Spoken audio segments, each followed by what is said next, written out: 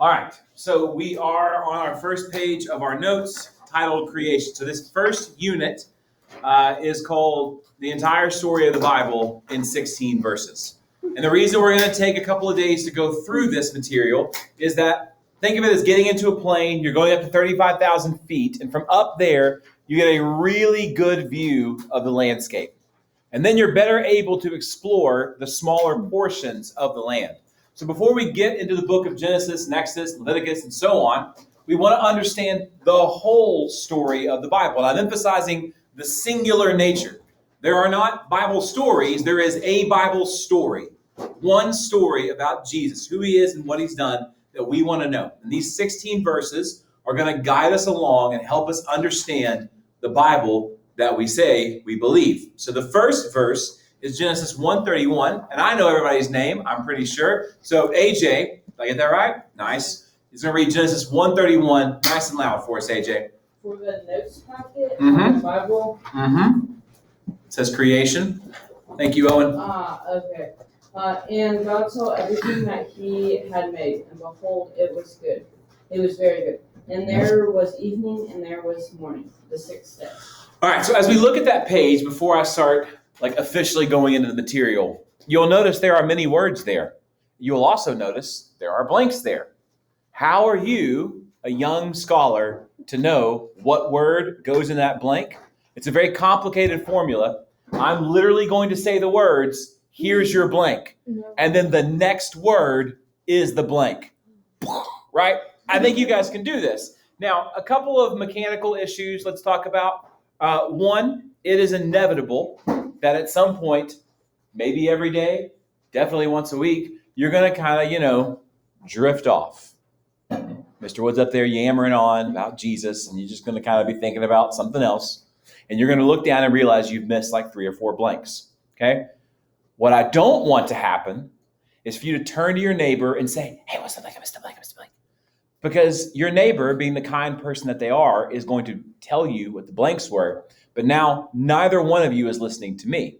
And if it's Abigail asking Gabby, everyone behind them is now engaged in this little soap opera of what's the missing blank. And none of you are listening to me anymore. So if you miss a blank or several blanks, just raise your hand.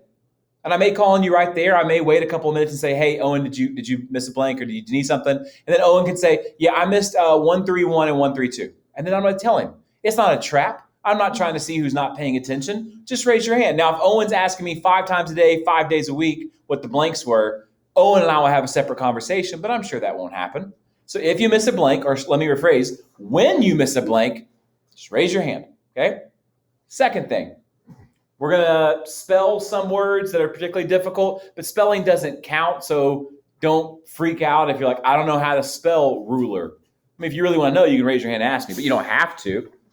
Third thing, some of the blanks are going to be numbers.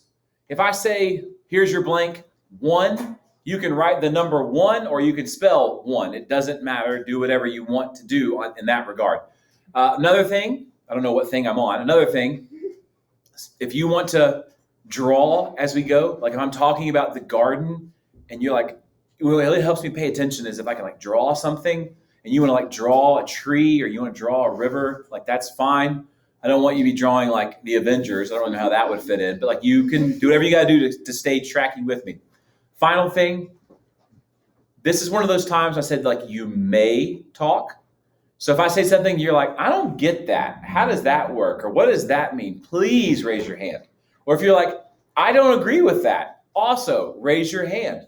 Or if you're like, hey, how does that connect to Jesus? Whatever. This is a time when you're like, hey, you want to get involved, you want to have a discussion, raise your hand. I may not call on you that second. I may say, hey, Mac, give me 1 minute, and then I'll get your question. She can put her hand down, and they'll say, okay, Mac, what was your question? And then we can have our discussion, okay? So that's how we'll take notes in this class.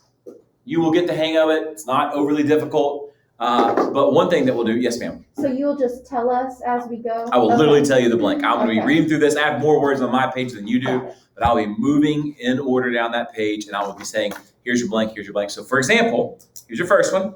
Our view of the world begins with our view of, here's your blank, God. And I'll say it just like that. I'll even pause a little bit. So everyone, what this allows me to do is if I see Caleb not writing the word God, then I can say, Caleb, God